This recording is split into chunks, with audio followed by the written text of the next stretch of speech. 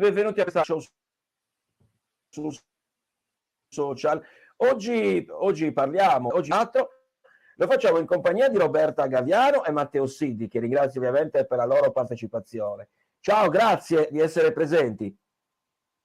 Ciao, grazie a te.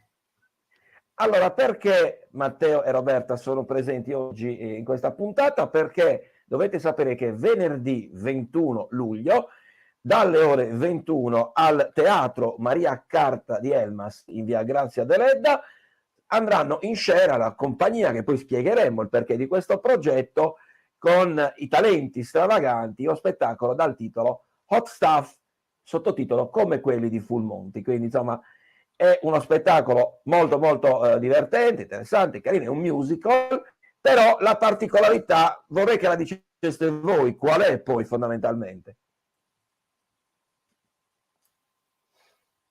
La particolarità è che abbiamo voluto creare un parallelismo con il film e si è creata in realtà anche nelle persone che hanno fatto un percorso, perché sono allievi che per 9 mesi hanno lavorato a questo progetto e si è creato proprio un percorso tale e quale a Full Monty, dunque si sono ritrovati a, tra virgolette, fiorire e diventare esattamente come nel film, qualcosa di esplosivo e divertente.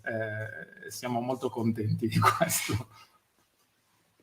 Sì, perché i ragazzi hanno continuato a fare hanno fatto le prove al di fuori dei nostri laboratori, seguendo un po' quello che è effettivamente la trama del film Full Monty, anche se in realtà la nostra è una storia completamente diversa, però per una serie di casualità si sono proprio ritrovati in quella che è la trama sviluppata nel film, cioè un gruppo di uomini che prepara uno spettacolo, non sono artisti, sono persone normalissime, operai o altri lavoratori che si vedono per preparare uno spettacolo particolare.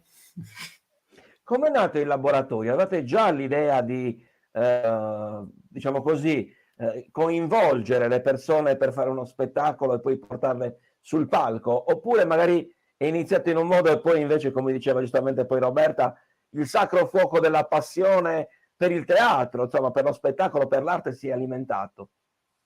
No, noi conduciamo questi laboratori dal 2019 e ovviamente riuniamo tutta una serie di persone che sono accomunate dalla passione per il musical.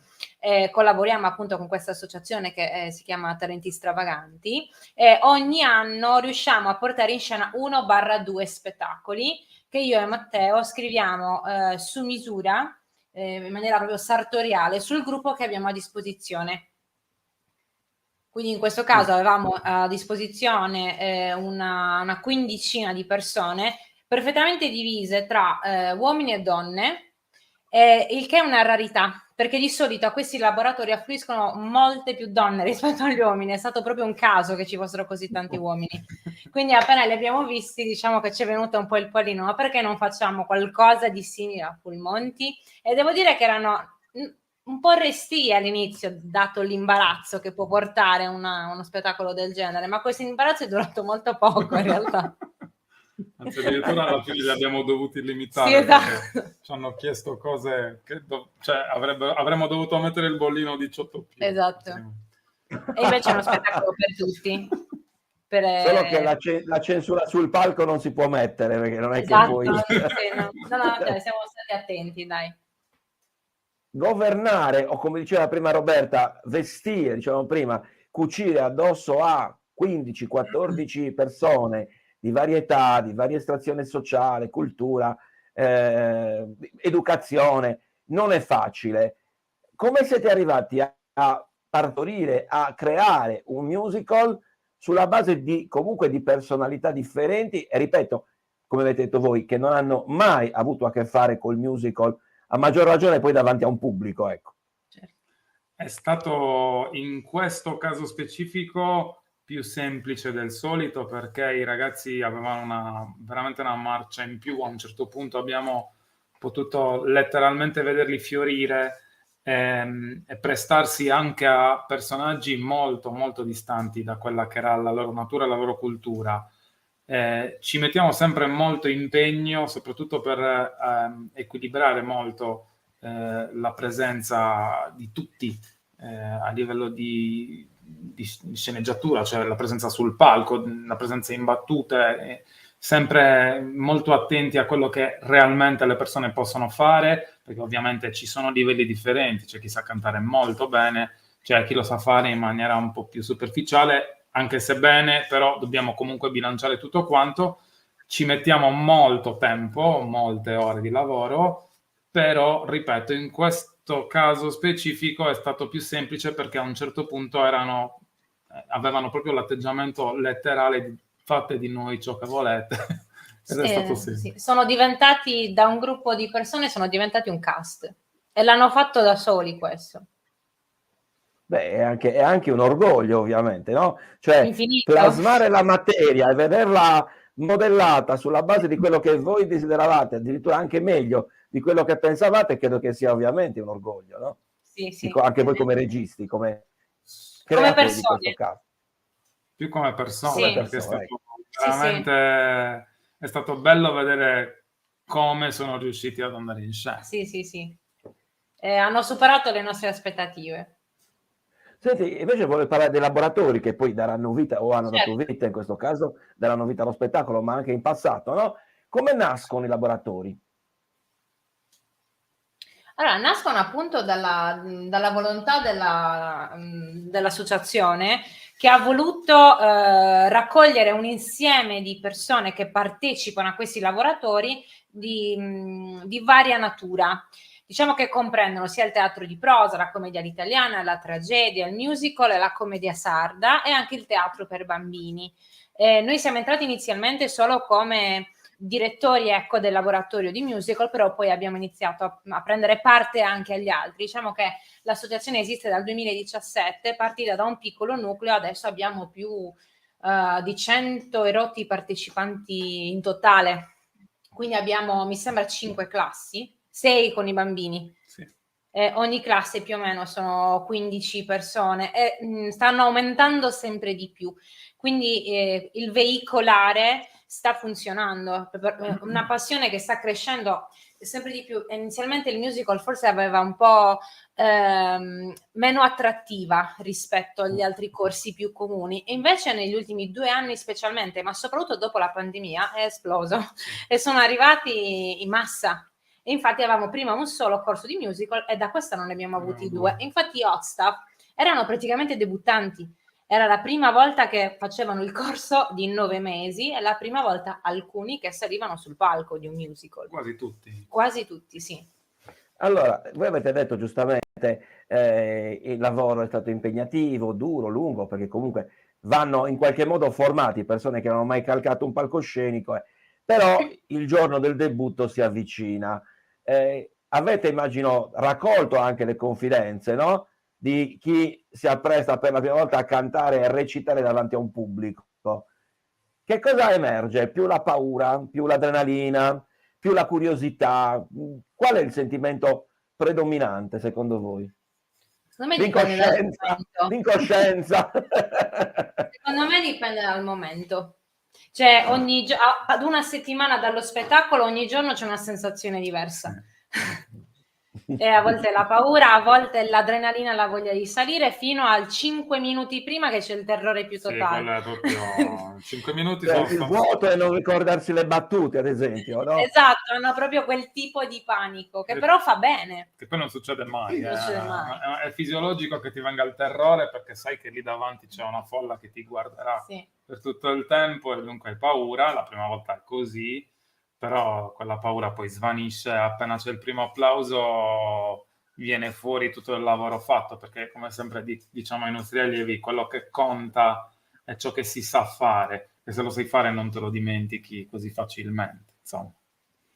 Un'altra curiosità che volevo chiedere a voi è, visto che avete detto che stranamente ci sono maschietti e femminucce, che solitamente la maggior parte delle persone che si iscrivono ai laboratori di teatro, quindi in questo caso musical, sono donne, vi chiedo se avete trovato differenza anche di approccio, se vogliamo, tra genere maschile e genere femminile, oppure è stata una cosa, potremmo dire, unica, perché ovviamente la natura è diversa, i maschietti sono diversi dalle femminucce, quindi magari hanno sensibilità diverse.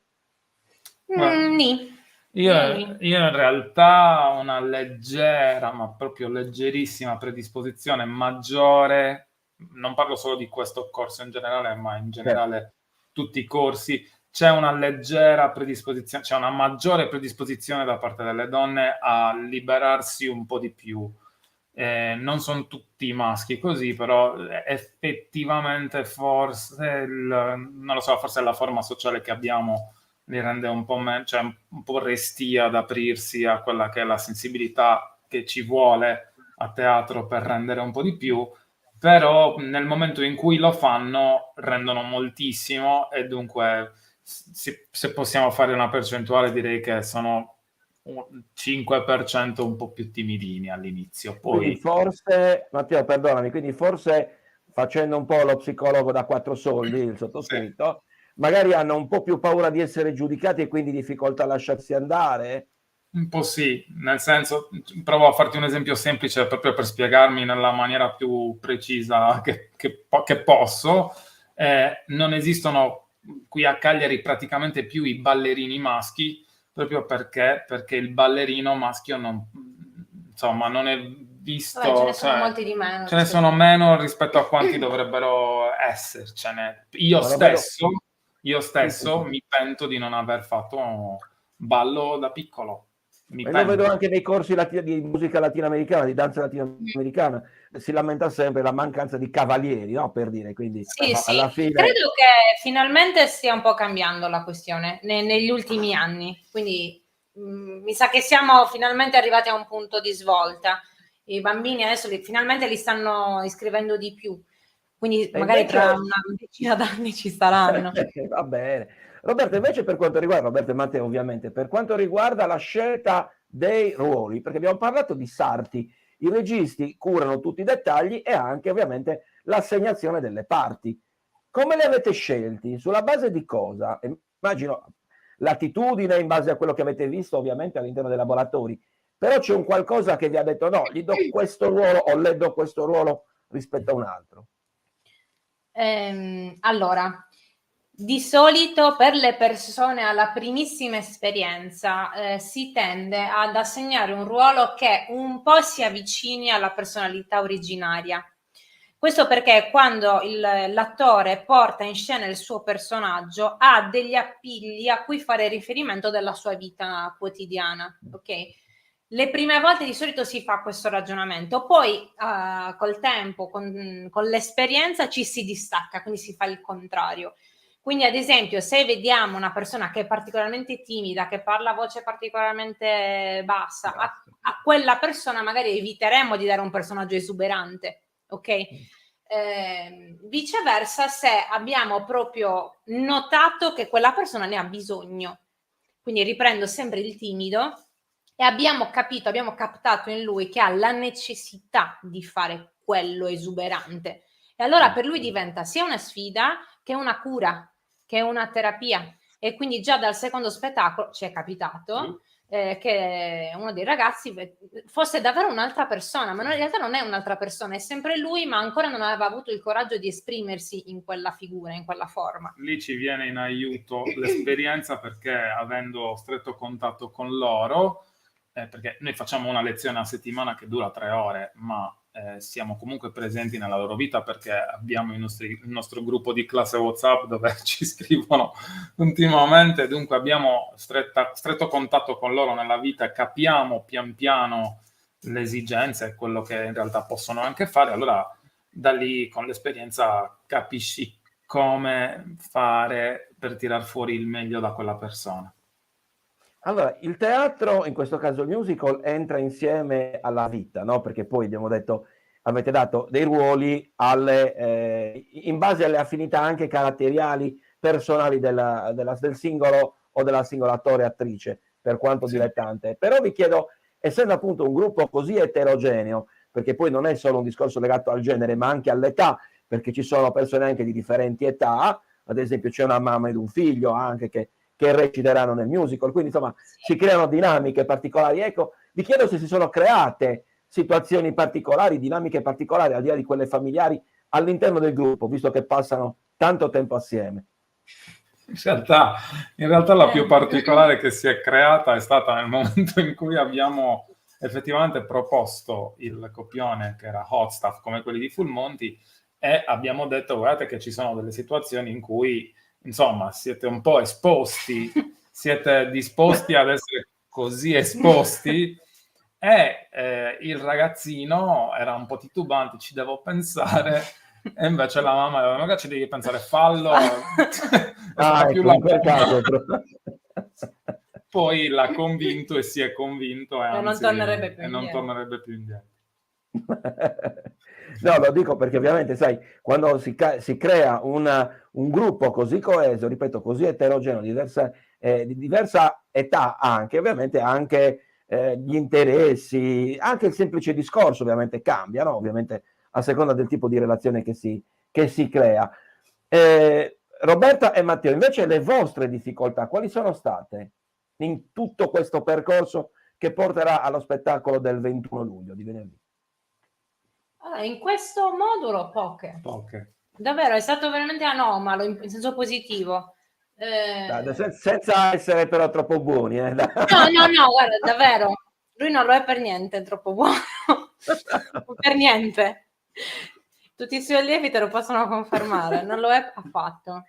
Non regala complimenti. È stata proprio una serie di casualità che ha reso questo modulo speciale. Non è partito subito benissimo, anzi, eravamo anche pochi all'inizio. Poi piano piano è come se si fossero allineati i pianeti ed è arrivata la persona giusta al momento giusto. Faccio un esempio per i profani. Noi abbiamo, per il gruppo di musical, abbiamo bisogno che il coro sia diviso in sezioni, ok? E le sezioni sono divise da registri vocali, abbiamo i tenori, abbiamo i baritoni, ok? Ad esempio c'è stato un periodo in cui ci mancava completamente una sezione, quindi il coro non si poteva proprio fare, quindi magari arriva quel mezzo soprano che ci mancava e ci serviva proprio lei, o quel contralto che sono molto difficili anche da trovare, e invece ci sono state, è stata proprio una serie di casualità positive che, un po' come Full Monty. Un po' come Full Monty, quindi se devo dire proprio la difficoltà, non è tanto una difficoltà, ma è stata l'incertezza iniziale di riuscire a fare un buon lavoro. Però è passato in fretta. Una volta che il gruppo ha finito di formarsi, è andato liscio, completamente liscio. Allora, in generale le difficoltà sono sempre le stesse.